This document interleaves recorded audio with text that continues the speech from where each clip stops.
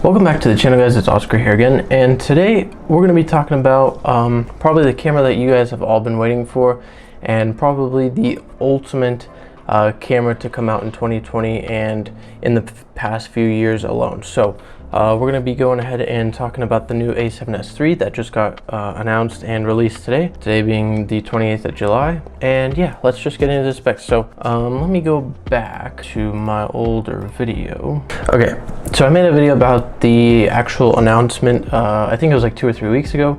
I'm talking about what I kind of wanted to see, what other people have wanted to see in the A7S3 coming, or prior to it actually coming out and being released. So it got released today, and I just watched the video that Sony released on the their YouTube channel about the A7S3, going through all like the specs and showing kind of movements and everything like that. And I'm impressed, and I'm sure this is the camera that you guys have all been waiting for. Probably the most ultimate how could I say this, the ultimate non-professional handheld camera that has come out in probably forever, or like the best camera that's come out. So let's get into the specs. So 12 megapixel sensor, so same as the A7S2 if I remember correctly.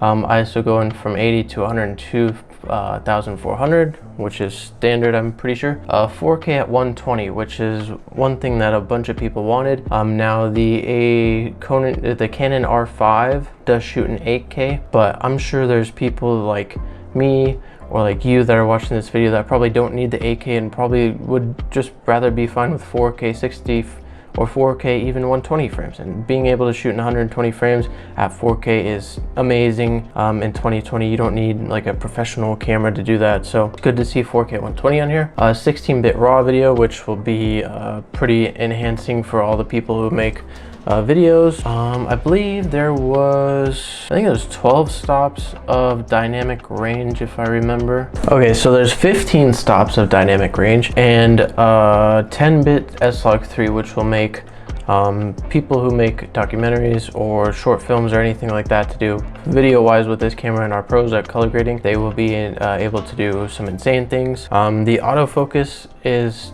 crazy looking. It'll track the eye just like the other alpha cameras do, but they've upped it up much better. There was a little short snippet in this. There's 2 different styles of autofocus, which the fast and slow, which the other alpha cameras have too, but I think they've gone ahead and redone the motor, how that works, and it's a lot smoother. You can change from fast to slow, so slow kind of looks like a steady gradual focus, and the fast is just like that. Going from there, they added a new kind of image stabilization that looks I think is a Panasonic, like the Panasonic GH5s have it. I think it looks similar to that, where it looks like it's focusing right at what you need, and it kind of doesn't move as much as you as it would normally, I guess I could say. They've built in creative looks.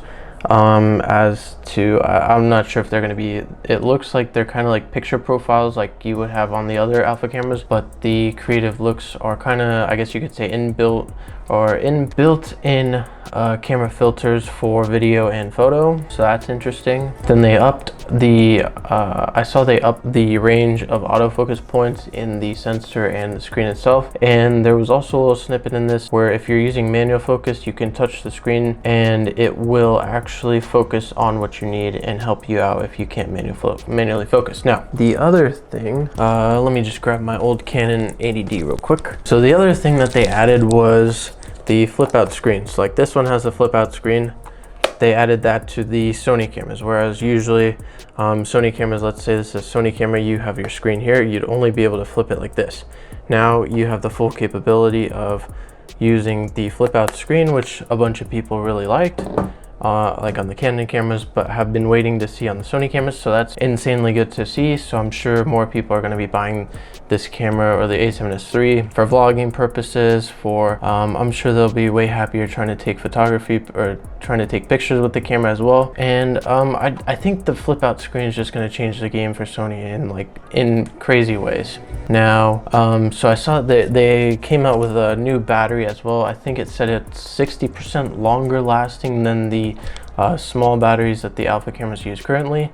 and you can record 4K. You can record 4K 60 frames for at least an hour straight, or an hour duration for that one single battery, which is insane. Let's say you're shooting for a whole day and you need to shoot 4K 60.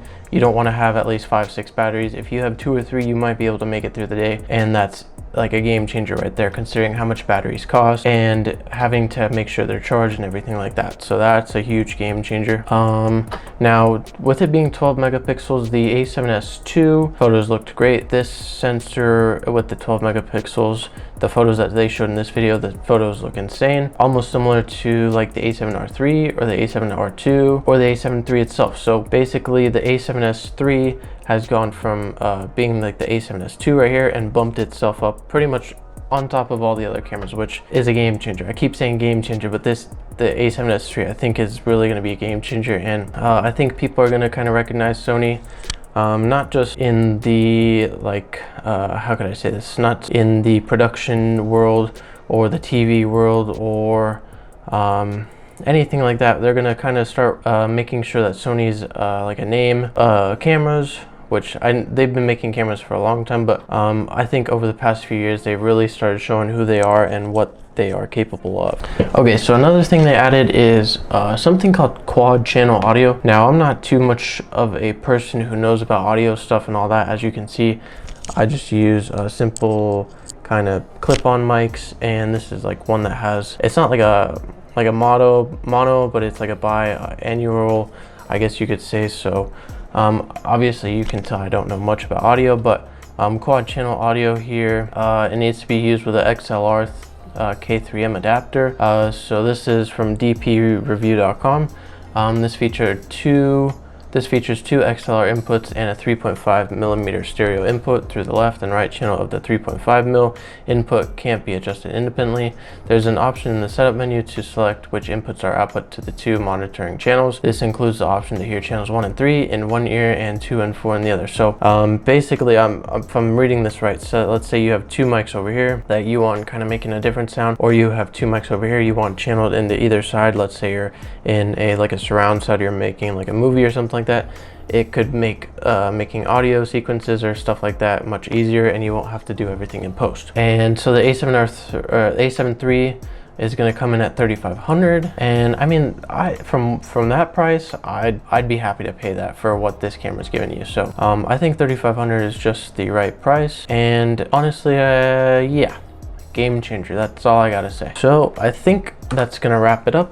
If you guys are excited and you guys are kind of waiting to see maybe your friends, or you're watching all the other videos on the A7S III, let me know what you guys think about the A7S III down in the comments below. If you liked the video, please drop a like, and if you're new, please subscribe. It only takes a second, and hit that bell notification next to the subscribe button. And it's been Oscar. I hope you enjoyed, and I'll see you guys in the next one. Peace.